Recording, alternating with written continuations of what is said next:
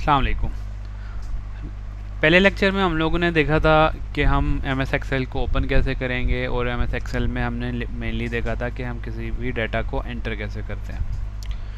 आज हम देखेंगे कि हम एम एस एक्सेल में फार्मूलाज कैसे लगा सकते हैं। फॉर एग्जांपल हम एक और शीट बनाते हैं जो हमने पुरानी बनाई थी। मैं इसको डिस्कार्ड करता हूँ। अच्छा, किसी भी चीज़ को डिस्कार्ड करने के लिए आप उसको सेलेक्ट करके कीबोर्ड से डिलीट का बटन दबाएं तो वो डिस्कार्ड हो जाएगी। तो मैं यहाँ सीरियल नंबर, नेम, ठीक है, बल्कि एक काम करते हैं, हमारा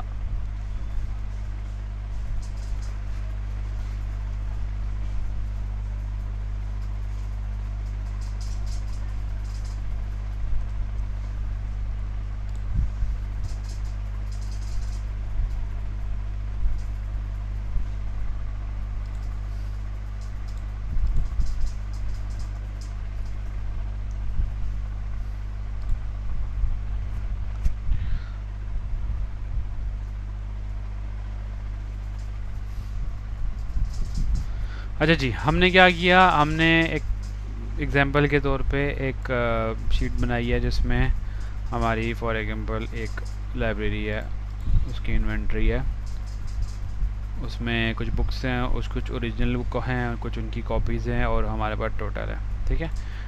तो इसमें मैं डाटा एंटर कर लेता हूँ, जैसे for example physics 1, physics 2, chemistry 1, chemistry 2, Urdu, English. ठीक है, चलें, फॉर एग्जांपल ये मेरे पास थी, यहाँ पे मैं सीरियल नंबर, ये भी तो वही चीज़ें जो हमने लास्ट क्लास में देख चुके हैं हम। ठीक है, यहाँ पे अब मैं डाटा एंटर कर लूँ कि ये कितनी है। ऑब्वियसली कोई भी चीज़ हो उसके डाटा एंटर तो आपको मैन्युअली करना पड़ेगा।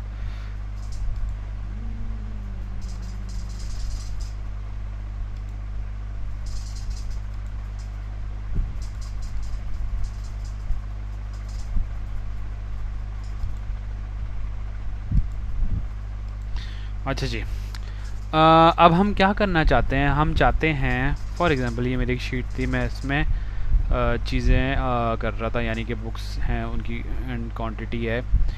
अब ये तो सिर्फ 6 के लिए है। अब आप अज्यूम करें कि आप एक लाइब्रेरी में हैं जिसमें कोई 1000 बुक्स हैं, या मे बी 1000 से ज़्यादा बुक्स हैं।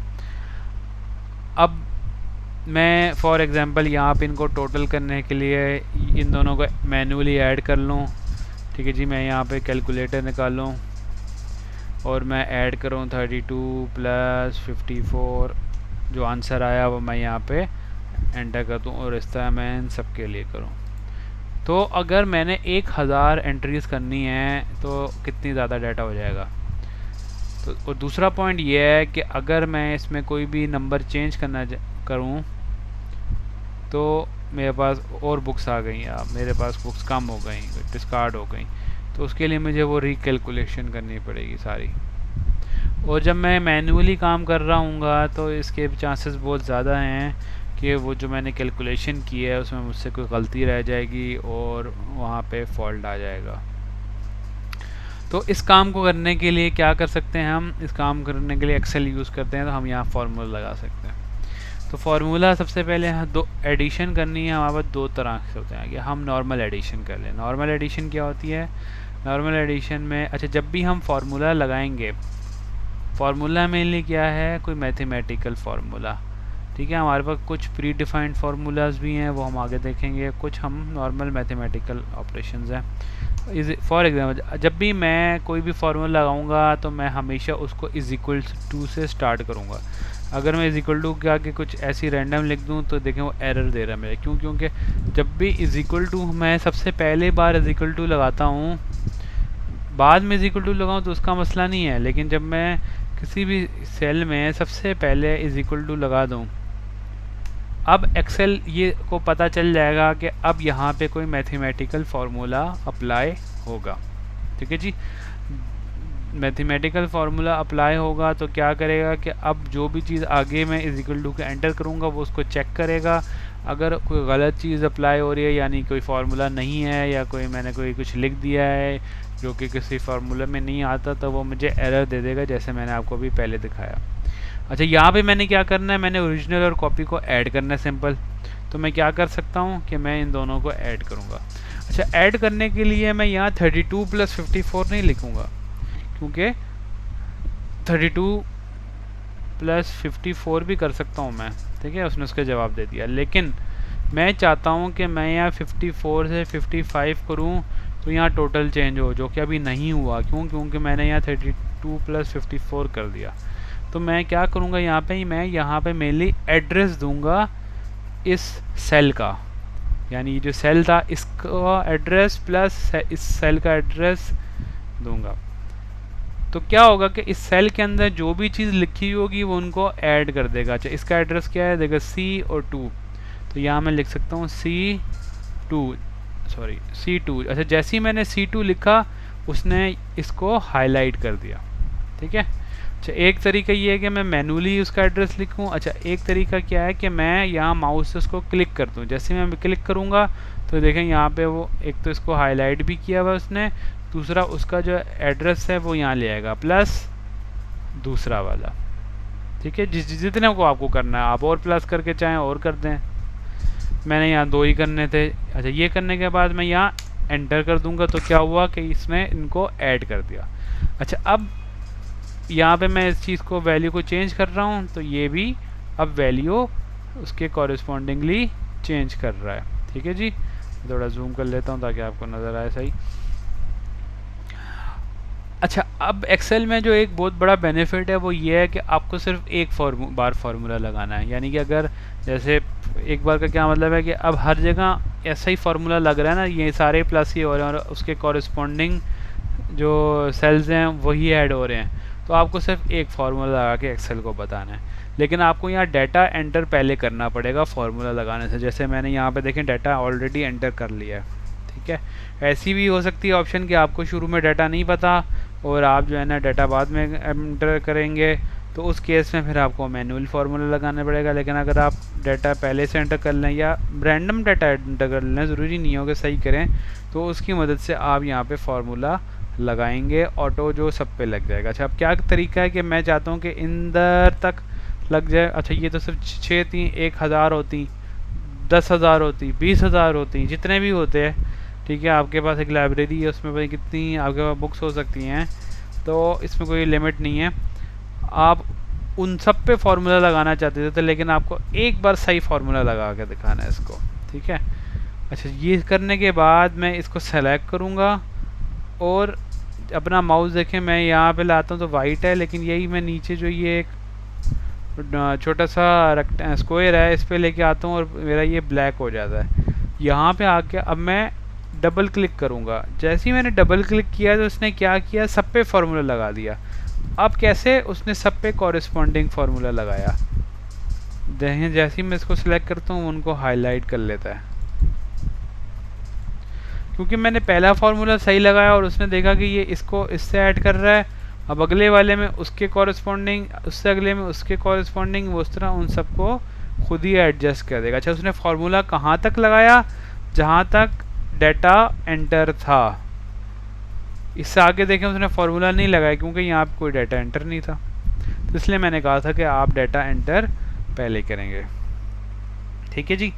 अच्छा, ये हो गया नॉर्मल एडिशन। ये तो हमने सिर्फ 2 नंबर्स की एडिशन की है। अब मैंने कहा कि जी हम अब ओरिजिनल बुक्स हमारे पास कितनी हैं इसको भी एक टोटल करना चाहते हैं। अब तो ये सिर्फ 6 हैं, लेकिन ये 1000 होती हैं, 10,000 इस तरह करके एंटिटीज़ होती हैं आपके पास। तो फिर क्या करते हैं, फिर प्लस करते रहते हैं 1000 को। जैसे यहाँ पे हमने तो 2 को प्लस करके कर लिया, तो उसमें क्या करते हैं, तो उसके लिए हमारे पास एक फार्मूला होता है सम का, ठीक है जी। सम का फार्मूला फॉर एग्जाम्पल यहाँ पे मैं लिख देता हूँ टोटल इज इक्वल टू। अच्छा, ये मैंने बाद में इक्वल टू लगाया, इसका कोई मसला नहीं है, वो उसको एज ए नॉर्मल टेक्स्ट समझेगा।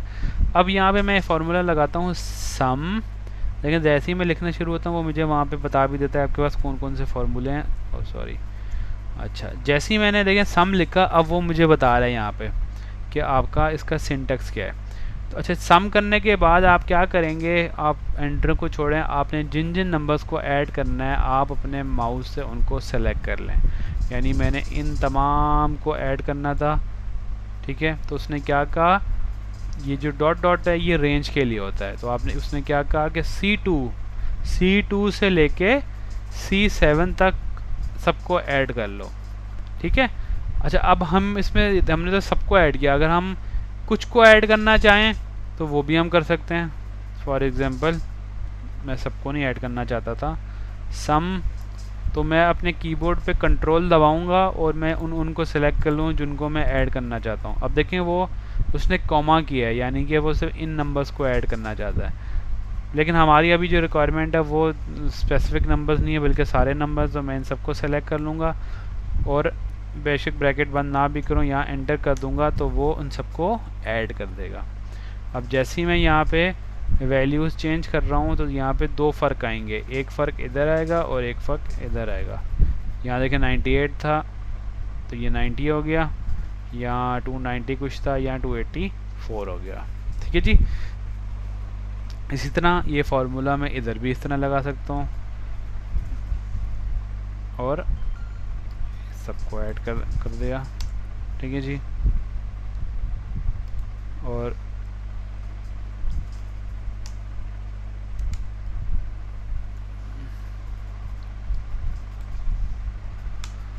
ठीक है जी, तो आज का आपका लेसन कंप्लीट हुआ। तो अब आप क्या करें कि अब आप इसको प्रैक्टिस करें और हम इसको बोल्ड कर देते हैं, ठीक है जी।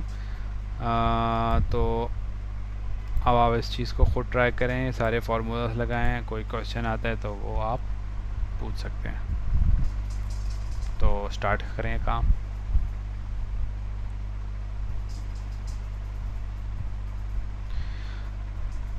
चलें, होपफुली आपसे ये हो गया होगा, फिर मिलते हैं नेक्स्ट क्लास में। अस्सलाम वालेकुम।